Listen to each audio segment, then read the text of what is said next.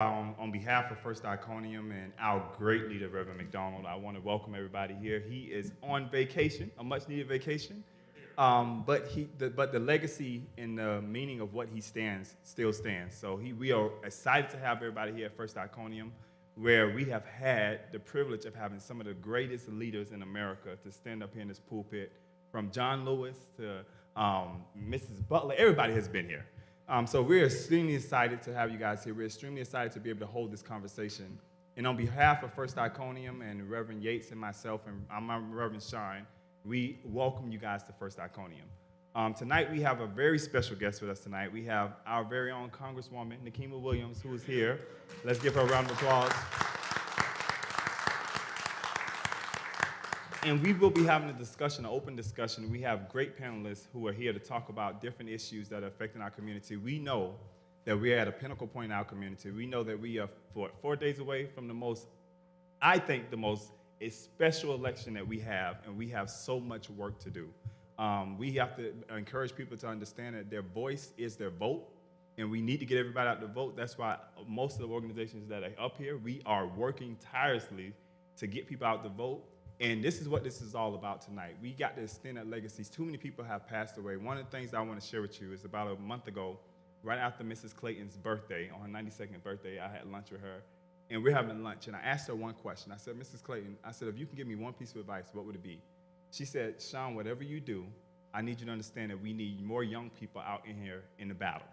And the challenge is today is that we have to have young people in the battle. And we're working hard to make sure we have young people in the battle. And I'm just super excited that we have this conversation, that we have our Congresswoman here tonight, that we have different elected officials here tonight. And we're going to have an open dialogue and be honest. And we're going to be honest. And on behalf of First Iconium and Reverend McDonald, welcome to First Iconium, where he likes to say that everybody who has come here, you have made yourself one step closer to heaven by being at First Iconium. I just want to let you know that you're one step closer to heaven. Not everybody's on their way to heaven because you've come through First Iconium. So he's watching. I know he's watching. I know he's paying attention. So we want to, at this time, welcome our great Congresswoman, Nikema Williams, and she's going to come and do our introductory. So let's give her a round of applause.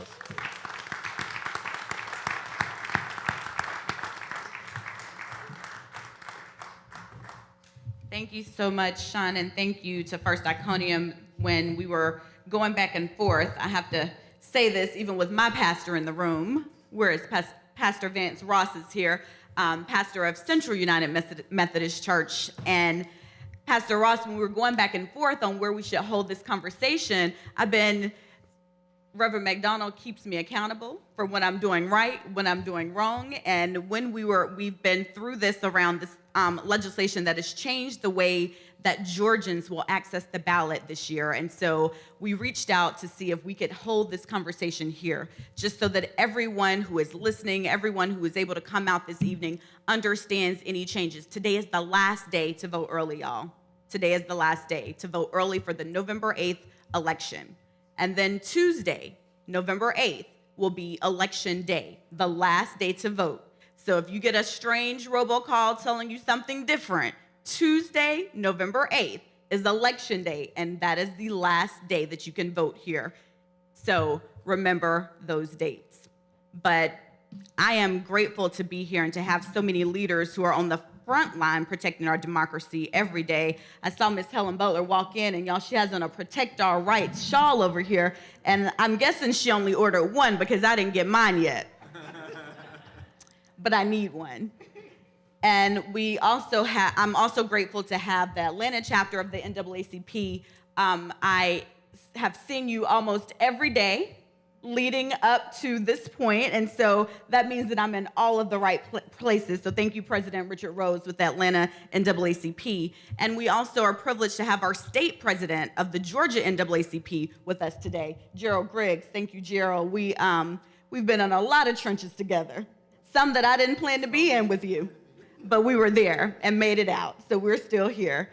And then we also have members of the Divine Nine that are here with us today. I see some of my sorors of Alpha Kappa Alpha Sorority Incorporated with us today. I see my district director, Jared McKinley. He's a member of Phi Beta Sigma, and he does not want anyone to overlook that fact. Men of Omega Psi Phi. Who else do we have here today? I knew Miss Helen was going to correct me. That's why I said that, y'all, because she was not going to let me overlook Delta Sigma Theta. But I am grateful to have you all here. And y'all, we also have YT Bell with the Leadership Conference on Civil and Human Rights. So thank you, YT, for your presence. And my co-conspirator to pull this off was Miss Portia White.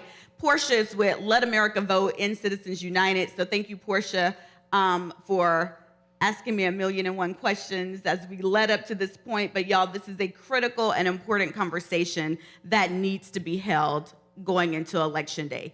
This conversation this evening is nonpartisan, not bipartisan, so not a place for you to talk about both candidates, but no candidates. This conversation is about access to the ballot. Access to the ballot, any hurdles that people tuning in virtually might experience. How do we go ahead and get that out there, name it? We've seen what has happened leading up to Election Day, and so we wanted to hold this conversation going into the Election Day so that this would be fresh on everyone's mind, answer any questions that people might have, but we are here to serve. The organizations around up here at the head table are on the ground every day doing this work because they truly understand that democracy does not start and stop on Election Day. This is a year-round activity. I saw a sign coming in right across from the church, quite fitting. Democracy is an action.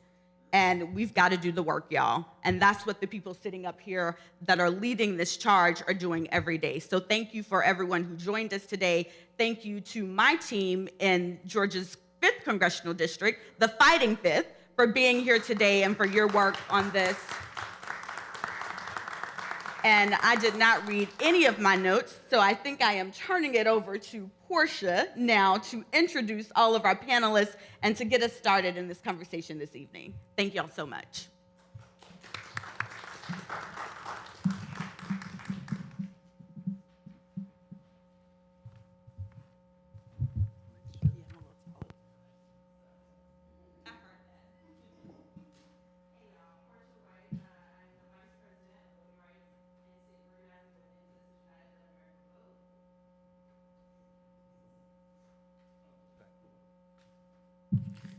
Sorry, once again, Portia White, Vice President of Voting Rights with Citizens United, Let America Vote.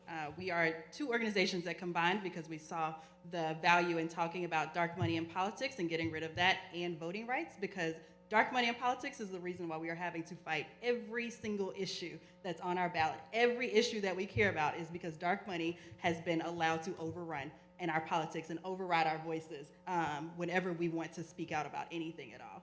So we are proud to be here. I was very happy when my congresswoman and former boss called me and said, Portia, I want to do something. And when she says that she wants to do something, she means it. So when she said that she thought it was important that we talk about voting rights and that we talk about voter suppression happening here in this state and how people are maybe not thinking about that as the top of mind issue, she said we have to do something about it, and we got to work. So thank you again for hosting. And thank you to her team, Max and Jake, who have been working with me every step of the way. And thank you to all the panelists and to all of you who have agreed to be here with us today. I will start by introducing our panelists. So first we have YT Bell, who is a Senior Advisor for Voting Rights with the Leadership Conference on Civil and Human Rights. Next we have Ms. Helen Butler, who is the everything here in Georgia when it comes to voting and voting rights, and also is with the Coalition for the People's Agenda. Next, we have Mr. Joe Griggs. Again, another person who is always, whenever there is trouble, you find Joe trying to get us out of it, and is also with the NAACP. Next, we have Reverend Smith here with Black Push, excuse me, in case you did not read the shirt, with Black Push. Next, we have Reverend Yates. Sorry, did not mean to forget your name. We also have down here Mr. Richard Rose with NAACP, and we have Reverend Ron Saylor as well. Thanks for having us. I think we'll start with YT and just let them talk about what they are seeing as the top issues with voting rights in this cycle. Thank you, Portia. Good afternoon, everybody. As was mentioned in the introductions, I'm YT Bell. I serve as the Senior Advisor of Voting for the Leadership Conference on Civil and Human Rights, the oldest civil and human rights coalition in the country, with 230 national partners. And it was the belief that to preserve and protect civil and human rights for every individual in this country, that it would take a coalition and not just one organization. And so what I'll say here today is I'm so honored to be on this panel with so many great leaders that I admire and aspire to be one day. But what we're seeing is voter intimidation, right? This is not a new tactic. This has been occurring since the beginning of time.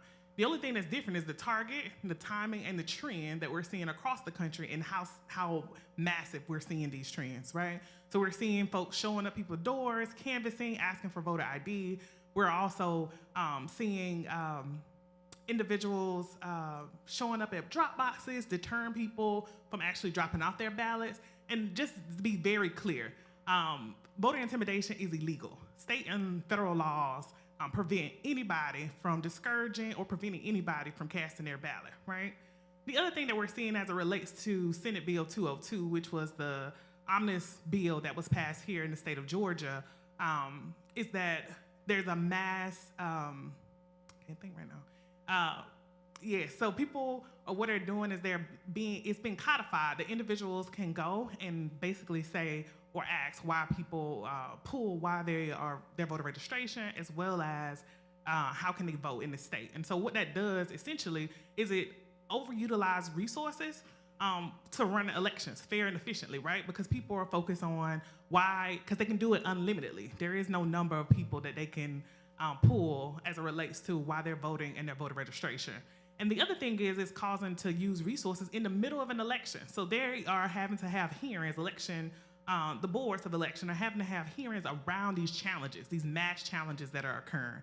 And so that's not the best use of resources, especially during an election when we're trying to turn people out. And so those are some of the things that we're seeing and we're definitely very concerned about. But we know with voter intimidation, it has been happening forever, just new tactics around the country and the spread of it. But we've been able to persist against it as a community before, and I do think that that is going to continue to happen now.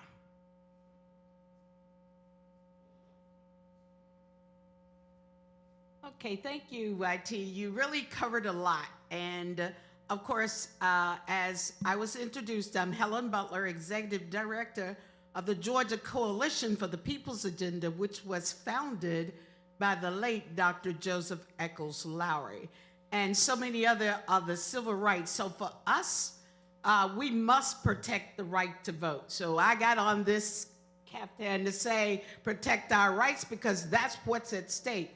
Not only voting rights, but it's basic freedoms that we have been enjoying that is at risk at this moment. And so I would say one of the greatest things that is a threat to us right now is disinformation and misinformation. Saying that the elections are fraudulent, that we shouldn't trust the results of the outcomes of any election. Well, everything that I know that SB 202 was supposed to prevent or to make sure that there was election integrity was already in effect. People just didn't know how the process worked. And so they are then coming up with these things that there was a lot of fraud, when in fact there was no fraud. It might have been a husband or a wife that filled out each other's absentee ballot, because that's what they do when you're married. I've never been married, so I don't know anything about that. So, but generally speaking, there was no fraud in the election based on the 3 audit processes that we had that did full hand count. But yet the lies still persist that the elections are fraudulent and that we shouldn't trust the results of that. That is just a threat to our right to democracy. And the other threat is our Supreme Court right now, in my opinion. Our Supreme Court has really gutted the 1965 Voting Rights Act that so many people died for, bled for, and worked for, that right to participate in deciding who gets to represent us. But the Supreme Court is taking it apart piece by piece. Right now, there's a court case that is looking at Section 2, which was the last vestige of protecting our right to vote. So what we've got to do out here is make sure we elect the right people who will do the right thing. So I just got back from Macon, and I apologize for being late because I am one that like to be on time. But I was in Macon doing a last-minute push to get out the vote, going through neighborhoods to remind people today is the last day for early voting. If they needed a free ride, we had a big bag bus. We had also a van. So we're telling people, show up and vote, because that makes the difference in what the outcome of this election will be. And we can overcome these barriers, because our theme this year is ain't no mountain high enough that will stop us from voting. Absolutely. And so it's always a pleasure to be on a panel with the great Helen Butler, because everything that I know about voting, I learned from Helen Butler. And what I didn't learn from Helen Butler, I learned from Richard Rose. So it's always good to be here. I'm Attorney Gerald Griggs. I'm the president of the Georgia State Conference of the NAACP. And we are 180 branches strong. We are in the current, right now, in the midst of early vote, turning the vote out. And I must thank all the Georgians for this historic turnout. We are over 2 million early voters and counting. So thank you to all of the voters. And on behalf of the Georgia State Conference, we are powering your vote. And what that means is we have organized all of our branches to put together parties to the polls, to canvass, to phone bank, and to make sure that people understand the importance of this election, the importance of not only going out to vote because of what our ancestors did, but because of what we did in 2020. And so that's why it's important. You know, the whole world has descended upon Georgia because they want to see us do again what we did in 2020 and 2021. And whenever somebody asks me about Georgia and about voting, I always think back to our historic legends of the civil rights movement, the C.T. Vivians, Representative John Lewis, of course, Dr. King, and all of those giants of the movement. And they always reminded us, as Representative Lewis always said, the most powerful nonviolent weapon that we have is the vote. And that truly is true. And so, yes, I can point to you to the Civil Rights Act or the Voting Rights Act to show you the power of organizational will and then the power of the vote. But in Georgia, we can point to Brunswick, Georgia, and an unarmed jogger that was hunted down by 3 armed vigilantes, and Georgia standing up and sending them to prison. But not so much that, voting out all of the elected officials that covered it up. Let's not forget about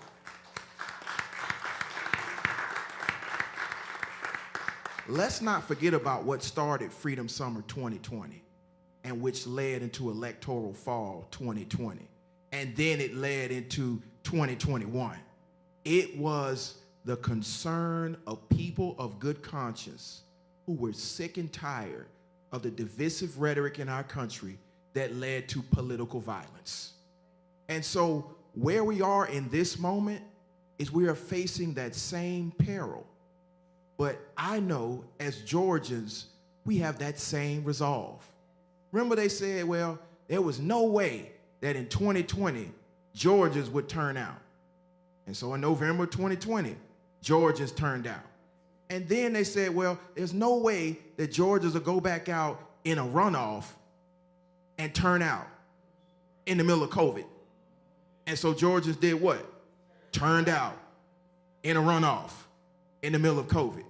And so what did they do in response to that? Well, they did 2 things. One, they stormed the Capitol. Let's not forget, January the 5th happened, and then January the 6th happened. But it wasn't just the armed insurrection against our democracy. Then they codified changes in the law.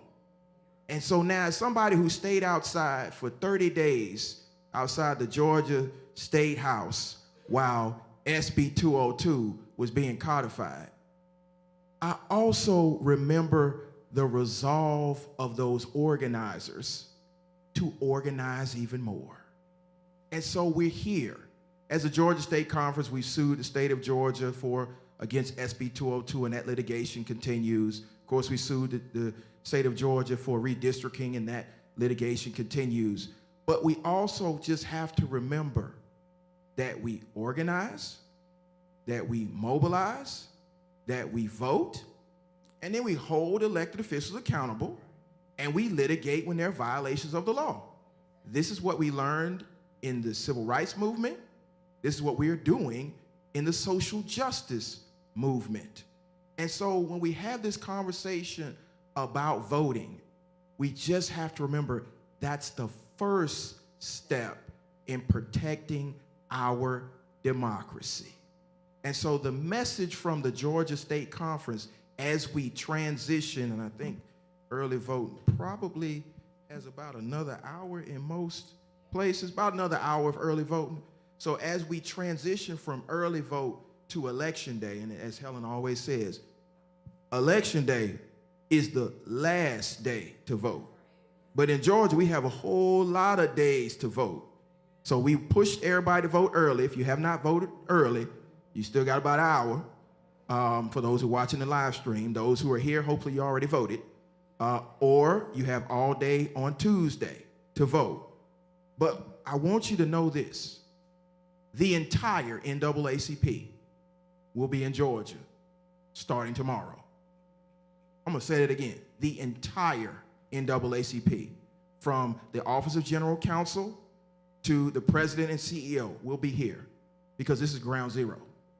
And we will make sure that there are poll monitors, that people's rights are protected, and that we will file litigation whenever necessary to protect our vote. Because, you know, people always say, Gerald, man, y'all do a whole lot of marching all the time. Well, yeah, I like to march. That's why I got big calves. But we also do a whole lot of litigation. When they talk about the Voting Rights Act of 1965, and they talk about how it's been gutted by Shelby County versus Holder, the preclearance clause has been gutted, but not Section 2, at least not yet. And there's a man at the end of the table in this room who has already protected Section 2 of the Voting Rights Act in Georgia with Rose versus Rafflesberger, which took the Public Service Commission election off of this ballot because it was racially discriminatory. So when people ask, man, what is the NAACP doing? Same thing we've been doing for 14 years? Protecting people's voting rights, protecting people's civil rights. And trust me, 2020 and 2021 were the most secure elections in Georgia history. Don't let anybody fool you. But it wasn't the most protected election in Georgia history because of our election officials. It was the most protected and trustworthy election because the people showed up. The people showed up and their will was done. And so in 2022, it will be the most protected election because the people will show up. And the protectors of the people will also be there. So as a Georgia State Conference, I can promise you this. If anybody in Georgia thinks that they're going to fool with our elections in Georgia, they're going to see us in a courtroom. If anybody thinks they're going to intimidate Georgia voters, we will see you in a courtroom because there are laws in Georgia against this. Now, there's a lot of people that like to run around here and talk about they law and order. Certain things are illegal in Georgia. I'm going to say that again. Certain things are illegal in Georgia, and we don't need a special grand jury to figure that out. When you call into this state and try to change the outcome of election, you have violated 2 statutes in Georgia. We will make sure anybody who tries to mess with our election is prosecuted to the fullest extent of the law. But secondarily, we will make sure, as we did in Gwinnett County, anybody that tries to challenge legal voters We will remind those boards of election that we are the NAACP. We sent them an NVRA letter, did we not, Helen? That's why 37,000 stayed on the rolls in Gwinnett County. And we will continue to do things like that. So again, we're here to have a mass meeting because in the civil rights era, the purpose of the mass meeting was to get together and to discuss strategy. We just told y'all the strategy. Mobilization that leads to massive voter turnout and litigation that will protect the outcome of that election. That's the strategy. We are the Georgia NAACP in partnership with all 180 of our branches, especially the Atlanta NAACP. We are here to fight on the front lines, and we will stand up for your rights. I don't know how y'all put me out there. I don't know how. I should have sat at the end of the table and been first. But I have the privilege of representing two organizations. First off, I have a privilege of representing Black Push, which is a nonprofit that deals with social injustice, voter suppression, and gun violence. We picked up gun violence as an issue this year. And the other thing, I have to represent First Iconium today, and I'm privileged to represent First Iconium.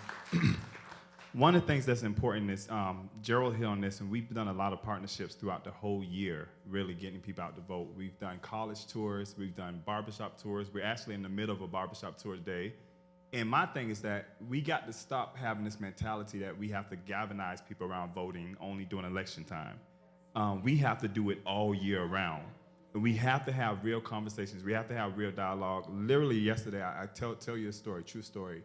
I was getting ready to go into surgery yesterday, and before they put me to sleep, I stopped everybody in the room. I said, hold on 1 second.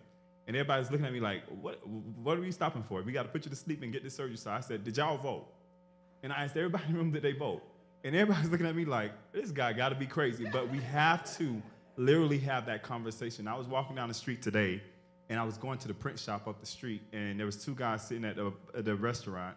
And I literally stopped, and I said, hey, guys, have you voted? And there were two African-American men, and one said I voted, and the other one said I'm not going to vote. And I said to him, why are you not going to vote? And he went on and on talking about how when we elect officials, they don't follow through with what they're going to do, and we can't hold them accountable. And I said, listen, the one thing that's so great about democracy is that everybody has a term limit. Almost everybody has a term limit. If we don't like them in 4 years, in 4 years or 2 years, we have the opportunity to vote them out of office. Our voice is our vote, and it's so important that we expand that. And another thing that we have to be very protective of is we have to be protective of our ex-offender community. They are scared to get out and vote right now. They don't know whether they have the right to vote. They are scared when they're telling them to go reach out to the probation officer. The probation officer saying, well, you're not on probation no more, so I don't have anything to do with you. They are scared to register to vote. We've been going to barbershops, and I remember going to Augusta last week. We were in the barbershop, and I asked one guy, are you registered to vote? He said, no, I'm not, because I'm an ex-offender. I said, well, have you completed your sentence? Are you done? Are you on probation? He said, no, I have nothing. I've been on probation for 5 years. I said, man, you can register. Call my office, and even though we can't register you now, call my office, and we have to do this 365, y'all. And we have to keep talking to our community. We have to keep talking to our youth, especially our youth, because they don't understand the importance of voting. And last thing I'm going to say is that for those who are discouraged by what's going on in this political scene right now, if you look at politics right now, you will be discouraged because there's a lot of back and forth. I had the great opportunity of actually speaking to Congresswoman Nikema Williams, and she was here with Speaker of the House, Nancy Pelosi, and she seen my orange shirt, and she got captivated by the orange shirt because it was talking about gun violence. But we had this whole conversation, and people are traumatized by politics right now. But the thing that we have to encourage them is that, listen, if they're traumatized by it, stand up, run for office, make the difference, make the change, but don't stop putting our voice into the system. Our system needs our voice. And that's so important. So that's why at Black Push, we're going to continue our barbershop tour. We're going to Macon tomorrow, even though early voting is not happening. We're doing a block party in Macon. We have connected with a church down in Macon. And we're going to continue. And not only are we doing that, we'll be in Brunswick next week. Next week on Brunswick, we'll be hosting what we call a One Accord Conference, where we hosted here. Where we've had great speakers like Pastor Jamal Bryant has been one of our speakers at the conference. And we'll be down in Brunswick next week, where we'll be with Ahmaud Arbery's family. They'll be there as well. And we're going to continue to talk about voting, and it's important. We want to encourage everybody to get out and vote, and also to have the dialogue with our communities. And if you have children, like I told, Reverend Mack tells us all the time, he said, listen, if you're going to date somebody, prior to you going on a date, you need to ask them, have you voted? And if they haven't voted, tell them that the date is canceled until they go out and vote. That's how important voting is. Because if we want to make a change in our system, if we want to see a change, we have to vote for people who exemplify that change. And they don't, and I will caution this too, just because they look like you doesn't mean that they stand for the things that you stand for, okay? Because we can look at our Supreme Court where we have people who look like us, who don't represent us. And I'm not being political, I'm just being honest, right? So we got to make sure that we are listening to what people are saying, and when they make promises, hold them accountable. I have been to these people offices in DC. I've held them accountable, and I say what and I will have no problem reaching out to them and saying what's on my mind, because we have to hold them accountable. I don't care whether you're in an election season or not. If you make a promise, keep to your promise. But your voice is your vote, and that's important, because we've had too many people who've died. And as the song says, stony the road we trod, bitter the chastity ride. We have come through the blood and tears of people who have literally given their life. And we have people right now today who are risking their life. People, listen, since I've been in this movement, people have called our office making threats. People have wrote me letters at my house. But you know what? I'm going to continue to fight in this movement because it is too important. This is too important. We're losing too many of our kids. We're losing too many of our babies to a system that is not fair. We have to change the system. And the only way we're going to change the system is with our vote. So on behalf of First Economy and Black Push, as Ambassador Young said in our gala video, he told us to keep on pushing. And that's what we have to do. We have to keep on pushing. I don't care how it looks. It may look dreary now.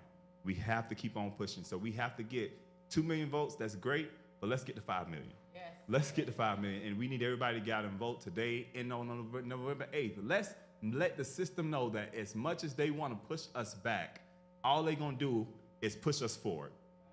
And we're going to change. We're going to change this system. We will change this system because we have great people like Ms. Butler. We have great people like Gerald. We have great people like the NAACP, all these different organizations that are fighting together to make sure that this happens. And we just got to keep on pushing, as Ambassador Young would say.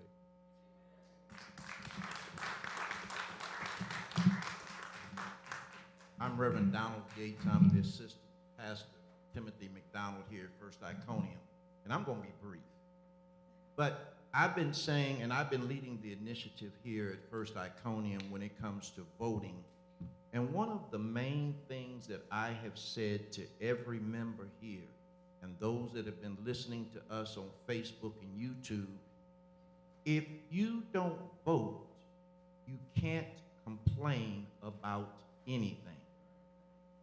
It does not make sense for us to complain, and we have people that won't go get registered and go vote.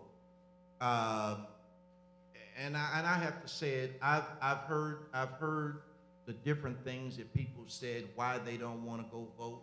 My vote won't count. My vote doesn't do this. People don't listen. You can't hold the people accountable. Yes, you can hold the people accountable. They get voted in every 4 years.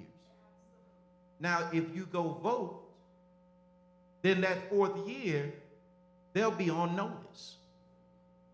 In the end of that 3rd year, they'll be on notice. Right. And all those promises that they made that did not get kept, that's going to come back into their psyche and into their mind, and they'll remember, ooh, I forgot. You know, people, we have to stand up and make it count. I heard a gentleman, I can't think of what his name was, at Jemida Orange's funeral last Friday. He said, it's our time, it's our turn. If we don't do anything, it's our fault. Now, that's something we need to remember. It's our time. Now let me just say this. We did great in 2018. We did great in 2020. But this is 2022. Every one of us have slept since then. The battle's still going. the work still continues. This is not a one-day event. This is an everyday event. Fighting for voting rights and making our voice count is a 365-day, 24-hour, 7-day event.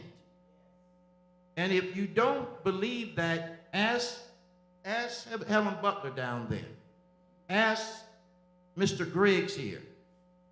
We've sat in meetings in the past 3 months here in the lower level here at First Iconium, and we've strategized 7 to 8 different voices that were here. And we sat down there and talked among us, what do we need to do? Now, I will say it this way. It's been put out there.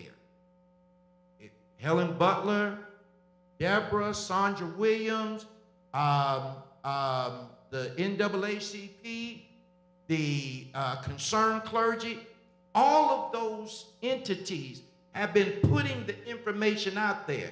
Now, if you don't pick it up and run with it, it's your fault. But what we're here to do is say, we've got to continue the fight.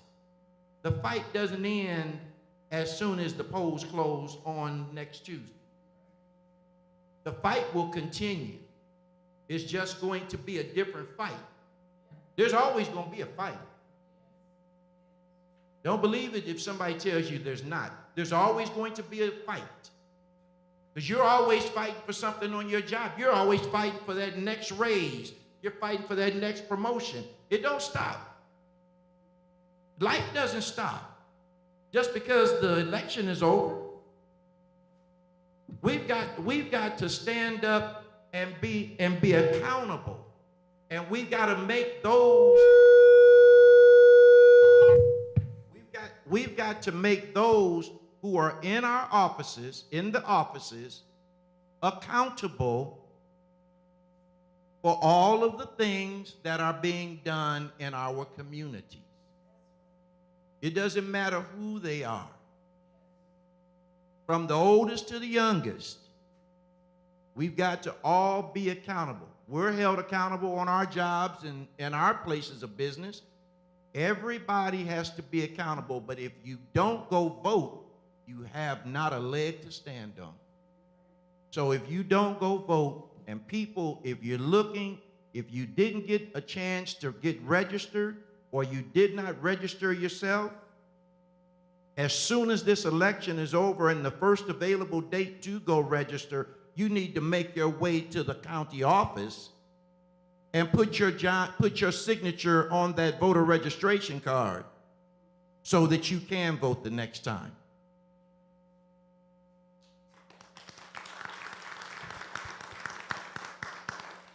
To Congresswoman Williams and to her excellent staff, to Pastor McDonald and his absentia and the staff of First Iconium, I am Reverend Ron Saylor, and I am the Southeast Regional Director of the National Action Network. National Action Network, of course, was founded by Reverend Al Sharpton. The chairman of our board is W. Franklin Richardson. As the Southeast Director, I provide leadership in the states of Georgia, Florida, Alabama, Tennessee, Mississippi, and the Carolinas.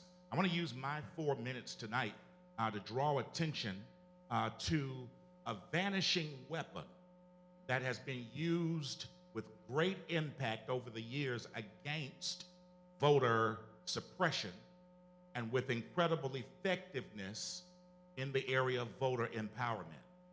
If you were to talk to modern leaders in the social equity and change movement today and ask what was the technique in the civil rights movement that could be most impactful in our time, I would tell you it's not political power, but it's moral authority. Right. You look at Dr. Martin Luther King Jr. He was able to get President Johnson to pass in 1964 a Civil Rights Act, not because he had political power, he had none. And the truth is, for those of you who remember the history, the president had very little himself.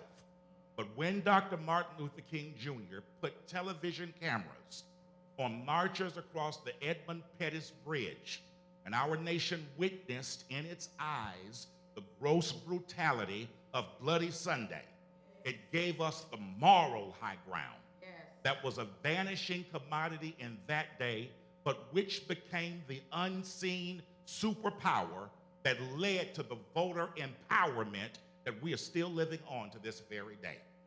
It's not political power as much as it is moral authority. Why does that matter to this generation of leaders? Because moral authority to us is a vanishing breed and a dying commodity. I would be courageous enough to suggest to you that if you put Bloody Sunday on TV today, half of America would laugh it off like a senseless ass whooping. How do I know they would? They would because we watched George Floyd get a knee on his neck for 8 minutes, and it took 5 months for any prosecution chain of action to even begin. In Brunswick, Georgia, where we worked with my good friend Reverend Briggs, it took 6 months. And we watched it on videotape for charges to be brought. We're living in an era that has become demoralized and insensitized. Let me give you some framework on why it looks like this. When we grew up and our parents grew up, we used to watch what were called sitcoms. Do you remember those? Situation comedies, which were scripted dramas that had a controlled beginning, middle, and end. The good guys always won, and the language was filtered and careful to make sure that a set of moral values were pushed across the television set to maintain a standard in our country. In the era of the early 1990s, sitcoms vanished, and we moved to what is called reality television. And the reality had less moral, less control, and less integrity than the sitcom ever did. So as a result, we now provide leadership to a group of people who identify more with dysfunction than they do with higher values and esteemed platforms. Why is this important? It's important in my last 30 seconds because we don't need to elect people who look like the majority. We need to elect people who can change the majority. We are looking to elect the individuals who will not forget the cause or the field of the least, the lost, the left out, those people on the underside of our society who have for far too long borne the brunt of oppression in nameless and faceless ways for years. The American dream has been built on the backs of certain black, brown, and other people who are historically disenfranchised. And what we need is not to elect people who can stand up and show how mean or foolish they can be, but people who can remember what Dr. King told us. There is a God who rules above with a heart of mercy and a heart of love. And if you are right, he'll fight your battles. And that's how you get free today.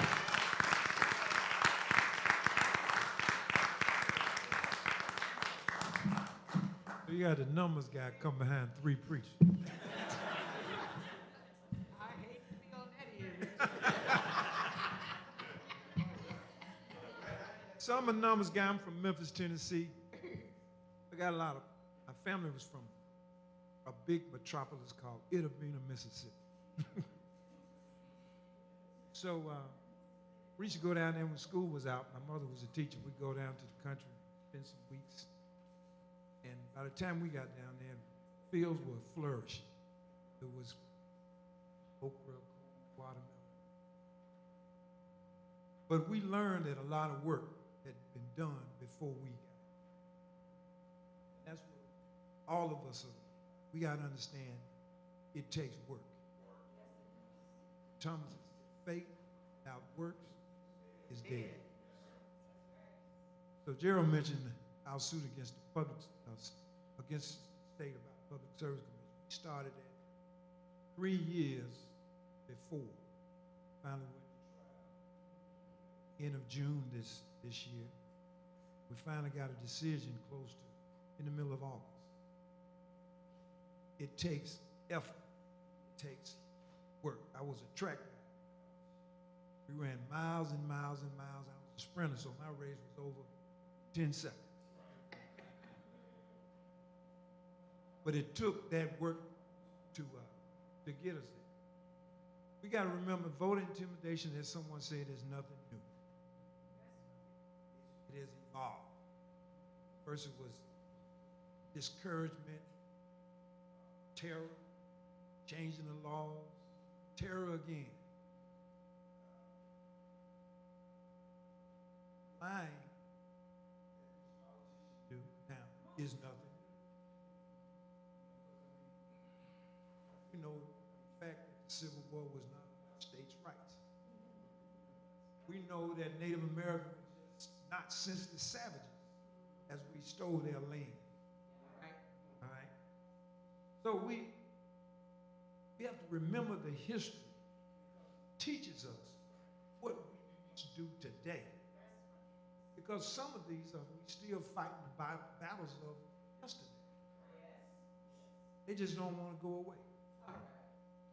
When we came out against Gerald sort of my leg, my marching legs. But 8 years ago, we had a big meeting. We said, hey, we need to do something about Stone. It's got to go. I went back to the NACP office. The man called me real polite. He said, I speak. He said, I'm a white guy. And what y'all got to understand is that the Civil War never ended. I did the same thing. I had to stop. The Civil War has never ended. The effort to deny people of color voting rights, civil rights, human rights, has not ended. We have to stand strong like we did in the 60s. We had a slogan, we said, I refuse to be mistreated. Right. I just refuse. I will not ride in the back of the bus. I will not get off the sidewalk and let y'all pass.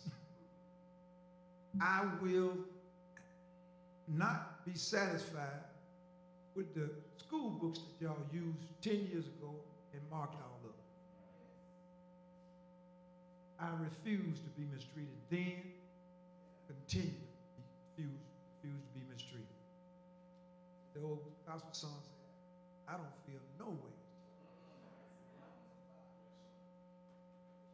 Civil War has never ended. We got to understand that, be intentional about our battles. Gerald said, in the court, ballot box, in the legislative halls, and in the street. Yes, yes. Martin Luther King said, man can't ride your back unless it's bent.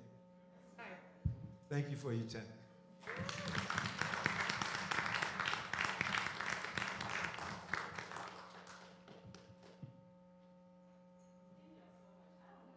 But I am feeling incredibly energized by the energy in this room, by the people who have just spoken, who have motivated us to get out there and do what we have to do to protect our people on Tuesday if you have not already. So what I do want to do is open this up for some audience questions, topics, anything that you want to ask this incredible group of people. We would love to interact with y'all and hear what you guys have to say. And just, stand. We don't have to do it like school. You can.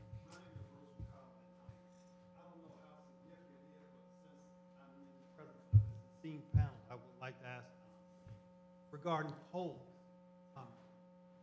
are they encouraged, discouraged, or informed? Polls that so-and-so is behind by 5 points, because sometimes I see it as a distraction for some of our people. And second question, are they valid?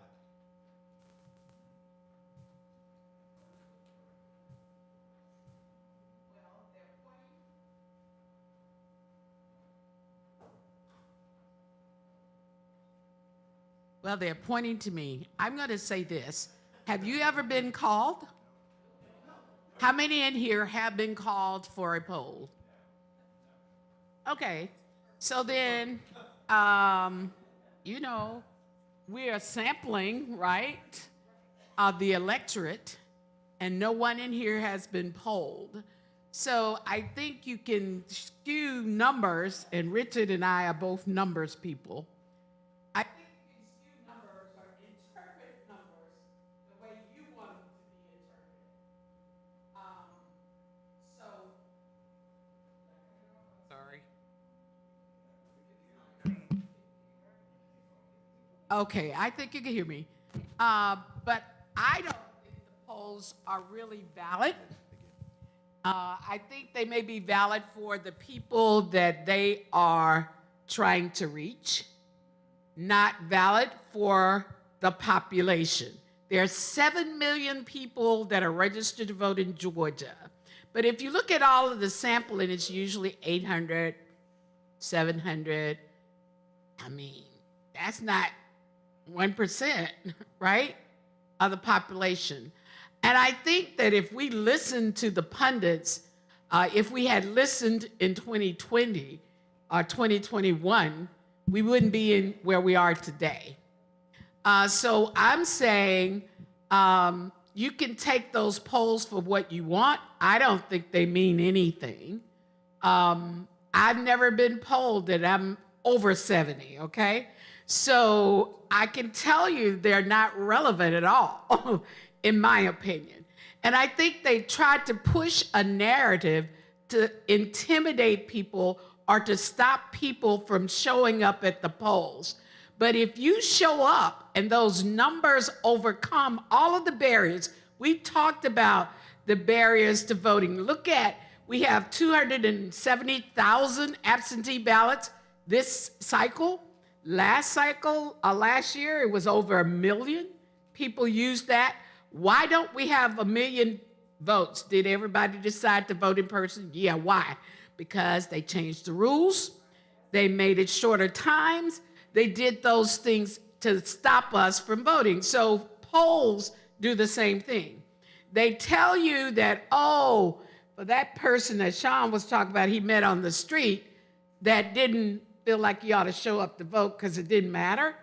Now, listening to the pundits say, well, this person is this far behind, or that person is this far ahead, then this person is going to go, well, it's not my choice, so why should I go vote? But in fact, you should go vote because those numbers overcome what they're trying to keep you from doing. Just like showing up at the polls will negate the barriers they put on absentee voting. And knowing the rules will negate any of the rules that they put in place. You can't vote provisionally before 5 p.m. Well, I'll just remember to check my voter page to make sure I know where I'm going to vote. I'm going to get there before 5 p.m. so my ballot will cast and I don't have to worry about the 5 p.m. deadline. So those are the kinds of things that we have to worry about, the challenges. If I check my status and it's not right, I can go in there right now on my voter page and update my status right now. So the thing is that you got to know the rules of the game and what to do to get it corrected.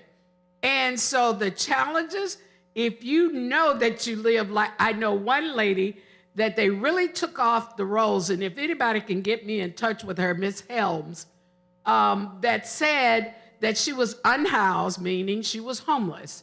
Okay, so if she's unhoused, you can't have an address, a physical address, and so she's still eligible because she's not at the old address. If she lives in her county, she's still eligible. All she had to do, in fact, is draw the streets where she may be at any point in time. And the Board of Election is required to find out where that is, assign it to a polling location, and when she shows up, she's allowed to vote. She should have never been taken off the rolls just because she's no longer at that address. And that person that challenged her did so just because she was whomever she was, and it didn't fit their category for making sure they turned out.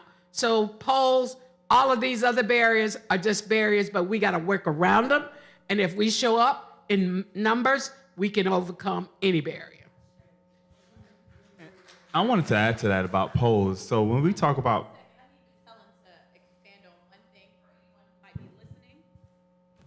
the point about if you have moved within your county and you did not change your voter registration, what does that mean, Ms. Helen? Can I still show up and vote on election day? Yes, you certainly can. You go to your old polling location, update your information, and you're able to vote. By the way, also, if your status is inactive on your voter page, all you have to do is show up with your ID and you're allowed to vote and you become active again. So because your status says inactive, it doesn't mean that you can't vote. It just means that you may have missed some information. And so when you show up to vote, all you got to do is show up and vote. Let me weigh in on the polling thing. So when you listen to them talk about the polls, they say that they poll likely voters, which means that the million new voters in Georgia will not be polled because they don't have a voting history. And it also means that black men under 40 will likely not be polled because they are not likely voters. So our job is to get those new voters to the poll and to make sure, particularly young black men under 40, get to the polls. And so to me, it just means, it reminds me what we have to do this weekend and what we've been doing over the past several months to make sure that those voters cast a ballot, make a choice, and participate in this democracy. And I wanted to add in, when we talk about polls, the reason why it's so important that we don't pay attention to polls is because we look at the 2020 or 2018 election, and all the polls showed, or is it 2018 or 2020? 2016. All the polls showed that Hillary Clinton was on her way to winning the election, right? And on the day of the election, I remember being in New York at her rally, and I remember the mood going from happy at 9 o'clock to dead at 11 o'clock. And down the street, there was a party going on, right? So polls show one thing, but we realized that when people get out and vote, it can move the needle totally different. So one of the things that Ms. Butler hit on is that we can't pay attention to polls, right? Because realistically, there was a story of, I think it was in South Carolina or North Carolina, where there was a congressperson who won the election, literally, and they had to pull a straw to determine who was going to be the winner because the vote was tied. Literally, you had to do a tie. They had to break it with a straw vote. So that tells you how important our vote, that every vote counts. We have Mr. Adams here, and if we were looking at polls, when DA Patsy in Gwinnett County was running for DA, the polls showed that she was not going to win. But guess who the DA is in Gwinnett County right now? Her name is DA Patsy Austin Gatson, and that's the reason why he's working down in Gwinnett. So, I mean, we can't pay attention to polls because polls are meant, and they try to use polls as an example to really kind of scare us from going out to vote. And we got to make sure that we continue to vote in spite of what polls say. I want to give you one other example. And, you know, I'm a big football guy, right? So, you know, a poll came out a couple days ago that says the reigning national champion is the third best team in the country. The last I checked, the reigning national champion has not been beaten, and the team that Tennessee beat by 3 was not the reigning national champion. So I give that example. In college football, they play the game. And so tomorrow, when they play the game, I believe, in my opinion, Tennessee's going to find out that Georgia is who they say they are. It's the same thing on election day. I have faith in Georgia, particularly the millions of people that live in this state, that they will show up to the polls and determine what the will of Georgia is. I'm a black man. I am 44 years old. I have voted since I was 18 years old. I have never, ever been contacted by a pollster. I am a super voter, which means I vote for county commissioner and dog catcher. If I'm not being called, my mama's not being called, Richard's not being called. Helen's not being called. Who are they calling? I mean, it's just like Sean said, 2016, I learned not to believe the polls. Because at 2016, around 9 o'clock, I was like, okay, this is interesting. 10 o'clock, woo, this is really bad. 11 o'clock, my daughter came in the room. Daddy, I'm like, yeah, baby, what? Are we seeing what we think we're seeing? Yes. Well, what are you going to do about it? I don't know. So then I called Richard. And Richard said we had to go outside. And we've been outside ever since. So I'm just saying, as much as I respect the pollsters, they got to do a job. I respect the reporters, they got to do a job. I don't know what part of Georgia they talking to. Because when I go down to Savannah, and I go to Albany, and I go to Valdosta, and tomorrow when I go to Houston County, and I start having conversations, people are saying the same thing. We'll figure out what they're saying on November the 8th, because again, this is a nonpartisan event, so we'll see. One more thing on polls. Last September 21, a guy named Andre Dickens was running for mayor. He was polling at 4%.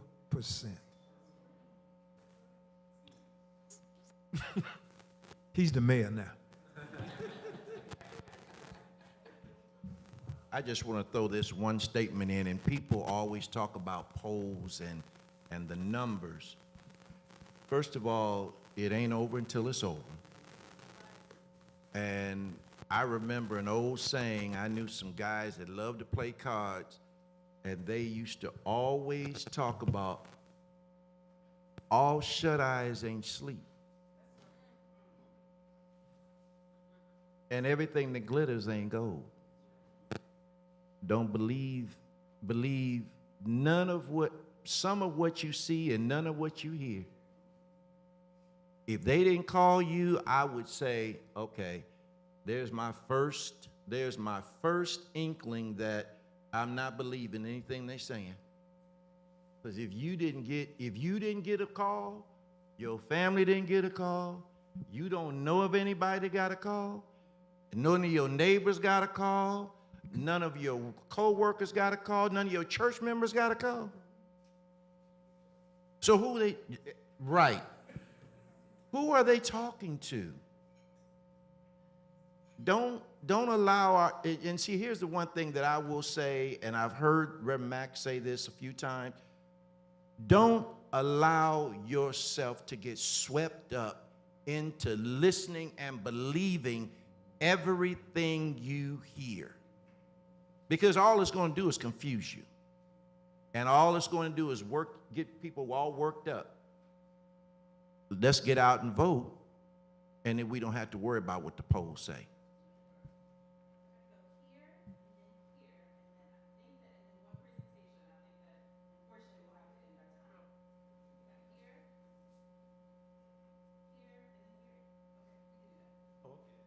Well, since Reverend Sean mentioned me, I'll say a couple of words. I am Herbert Adams, member of the Mega Sci-Fi, so all the men you see in purple and gold,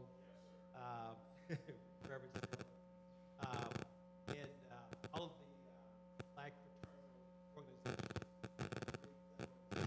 here, and our president here, Lloyd Calhoun, Odin.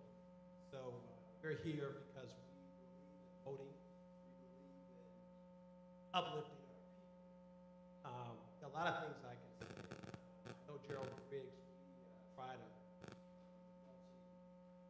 double homicide murder case years ago. 30 years down the prosecution side. And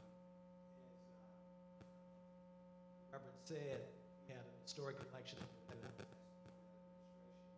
So I'm trying to help our new DA met justice and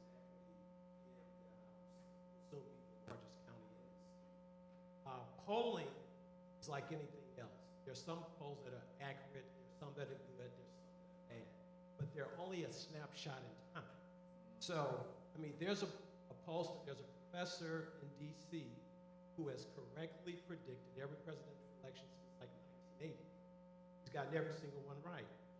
So there are some that are good. Some of the candidates have their own internal polling. They won't tell you what that shows, but so some of that. So again, it's just a snapshot of time, and it can change. So regardless of our responsibility is to go out and vote and make history happen. We determine our fate. The power's in our hands. We just have to go and exercise that power.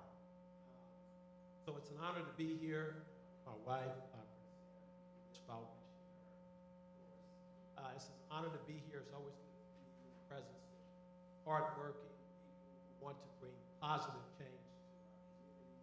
Our first Iconium, McDonald, everyone here, I congratulate you. It's an honor for me and my wife to be here. Thank you very much.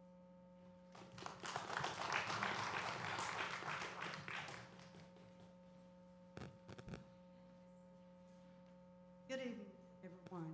My name is Betty Maddox, and I am a mother. This was my son, my oldest child, that was murdered in 1993. So I've been on this battlefield a long time. I remember your father. He told me one time, he said, Miss Maddox, going out to sleep with the homeless. You understand? I remember when Helen Butler People's Agenda, all these, I remember Durham, but we got to go back to the basics. They're coming out with all these crazy asinine laws that they're putting on the books, and we as grieving mothers will continue to speak out, whether spork in front of a television camera or the emotional wreck at their funeral. We've got to take this to the streets. We got to educate the young people. The consequences, not only of gun violence, the importance of not voting, because they have lost hope. We've got to restore that hope. And all due respect, Congresswoman, I thank you so much for being in that position, but we will hold you accountable. And I thank you so very much. But I want to say thank you again to Reverend McDonald, because he's really been in the church. And Sean, God bless you, girl. I hope and pray that we got to continue this fight, because it ain't over till God says so.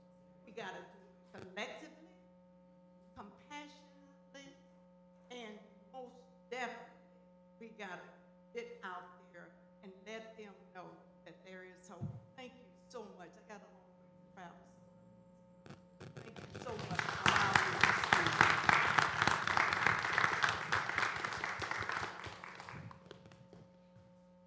Hello, good evening.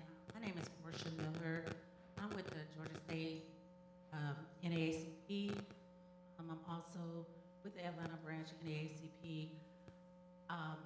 Excuse me for my tardiness. Thank you, Sean, for inviting me here. Speaking of polling and absentee, I just wanted to speak and let you guys know that to please check your polling sites. I've been on the ground all day, sign waving, party to the polls, to canvassing, to going all over the state of Georgia. We all doing our part. This is not a time to take light of your voting. I just want to speak on the behalf of a couple of sites that a couple of us just had a chance to be at today. First of all, there was a site, I want to say, the Atlanta Metro Library. That polling site alone has been open every election. It is not going to be open for November 8th election. That poll will not be open. So I want you to please check your polling site now. So if you have not voted today, because today was the last day for early voting. If you have not voted today, please, November 8th, make sure you check your polling site, because that polling site will not be open. So that means there will be more polling sites on November 8th on our end, far as where you know, you go to other polling sites. I think we did a poll monitoring one year, and they was having problems with a school and a rec center. And people was confused on what polling site they needed to go to. And that was last election for the election of Joe Biden, President Joe Biden and Vice President Kamala Harris. So they're doing it again. So please check your voting sites. You can go to branchvote.org. There's other polling org websites you can go to and check that. So I just want to let y'all know that is very important. So they're pulling pulling everything they can to make sure we don't be able to vote. So that's the only thing I wanted to say. Thank you for having me.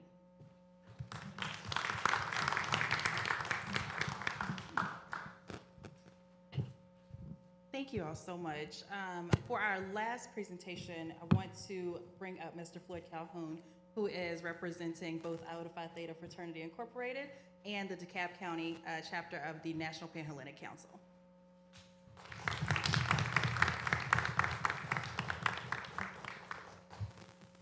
Good evening. Again, I'm Floyd Calhoun, president of DeKalb NPAC. I wanted to, the question came up about polling, and I'm not sure, but I think I may have been polled. Been called. The reason I say that is because when the person called, they started to ask the questions, and maybe you guys have heard there's something about, do you have a favorable opinion of Joe Biden and, whoever the other candidate is, and so on and so forth. And I began to start to answer the questions. But then the next thing was that he asked, what is your race? So when I told him, I'm African American, that was the end of the call. I mean, it was over. And so I don't know if that was a poll or was that, fishing or whatever was going on. But I thought that, as I said, when I hear about these polls, true enough, I'm like you all, like, who are they talking to? Because, I mean, I think I was, began to be talked to, but then once I revealed my race, it looked like it was over. But nonetheless, I looked at it on the other hand. The bright side was, I ain't gonna get this call back, because I'm like, that's okay. I mean, I get enough of the regular calls from solicitors and everything else. So, but nonetheless, I just wanted to say to you all, thank you all for helping us to at least show off who we are as the DeKalb Pan. What I mean is that I see us as we're not, nationally recognized. I mean, in other words, the media is not coming to the Pan. The media is not putting as with the NAACP or some of the other, prestigious groups. However, we are still on the ground, and the members of the Pan is as fluent and capable as any of the panel members here. But we are the people, and I like to look at us as kind of like, we're here in the church like the Holy Spirit. The Holy Spirit doesn't get any real publicity. He's just there, and we kind of look at him, but he's really, doing the work. That's what I want to say the Pan is. But we see some of the people that you may not see when we're out on the streets and we're talking with just people, constituencies, or people who needs help, or whatever the case may be. They, to me, it's really an accomplishment when I see people who have no collegiate understanding, don't know what a black letter Greek organization is, but they can identify who I am. Some of them say, hello, Mr. Iota. To me, my job is done. I mean, I have reached you, and now I can also tell you, hey, you know, there is something that we can do to help.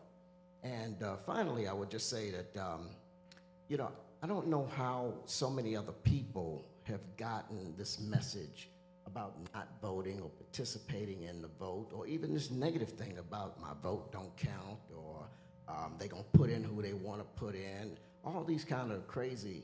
And I'm like, is anybody speaking that? How are they getting that information? And that's really where we are, you know, as the PAN, and as all the organizations. We wanna know, where are you getting this information about my vote don't count? I don't know. I don't know how that is, you know, being disseminated. And I often use the idea of, if you believe that they're gonna put in who they wanna put in, well, that January 6th insurrectionist group, they didn't get that memo. They wanted to know, they wanted to put in who they want to put in, but, you know, it didn't work in their favor. So really I just say that to debunk all of the those myths and however the information is being disseminated. But nonetheless, we'll continue to pound the pavement. We continue to do what we were made to do, and that is to serve our communities. And it is really a pleasure to see all of the D9, all of the organizations out, and with their colors, and we're all unified. So again, thank you all for all that you have joined us here, and I trust that everybody is a registered voter and already have cast your ballot. Wow. Okay. Good. I just wanted to make sure, but nonetheless, thank you all. All right.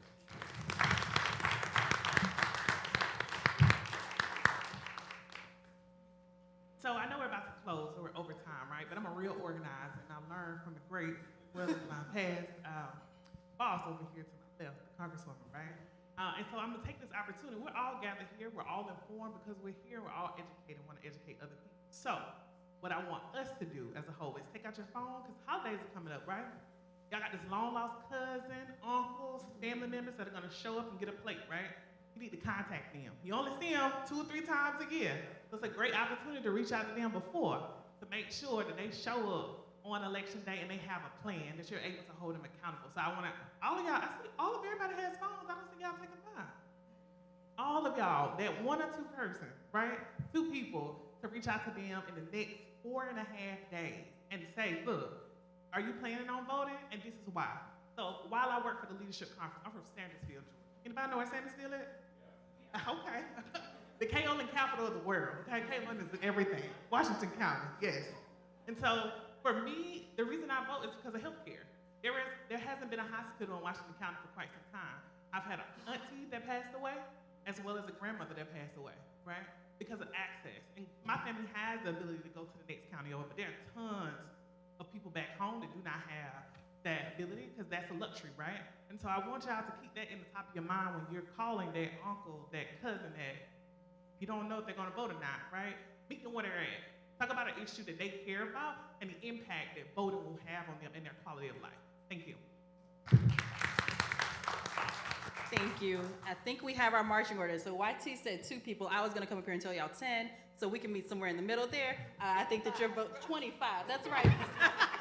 That's right, Ms. Helen, because at the end of the day, it's our job to make sure that our people are showing up and that we are represented by the best people that we possibly can be. I think this election, as has been said before, might be one of the most important elections that we've ever had to do, because we are talking about the future of our state. Like, this isn't some big abstract idea here. We're talking about our state and the future that we want for our generations coming after us.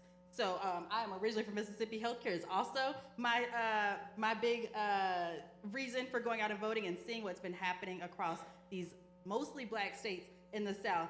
And as far as healthcare goes, it's been breaking my heart. I know exactly where Innovative Mississippi is. I definitely have people there and have seen hospitals across the South be closed because of, honestly, incompetence and people who just do not care about people like us. So we all have a job to do. I know that we have to go, so I will turn it over to, who am I turning over to for a special presentation? to Mr. Calhoun and to, there we go, to a representative from Alpha Kappa Alpha sorority.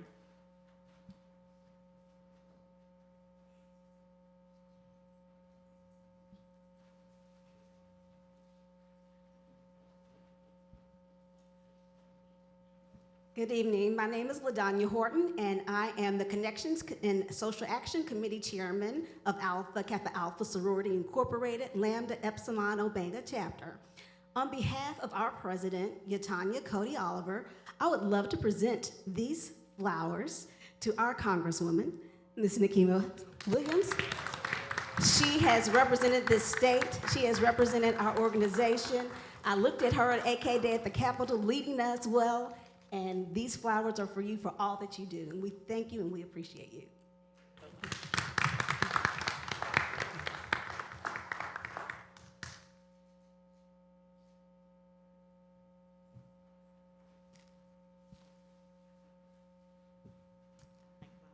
Wonderful. Thank you. Well, that pleases us. I just wanted to say again, thank you for being here, being a part of what we are. And as far as the National Panhellenic Council of DeKalb, I declare that we are members of Team Nikema. So, so we wanted to present this to you, and thank you very much. Thank y'all so much for coming out this evening. This was something that was important to me to make sure that we have happening. I know that it's getting strained, and a lot of your membership is there's a lot of people who have a lot of influence over other people in the state, and we got to get the word out, y'all. We got to get the message out and make sure that people understand what rules are in place for next Tuesday when they show up to vote. Early voting, what time is it, Gerald? What time is it right now? It's after 7. Early voting is over in the state of Georgia. But you can still vote on Tuesday, November 8th. And remember that don't let people turn you away from the polls.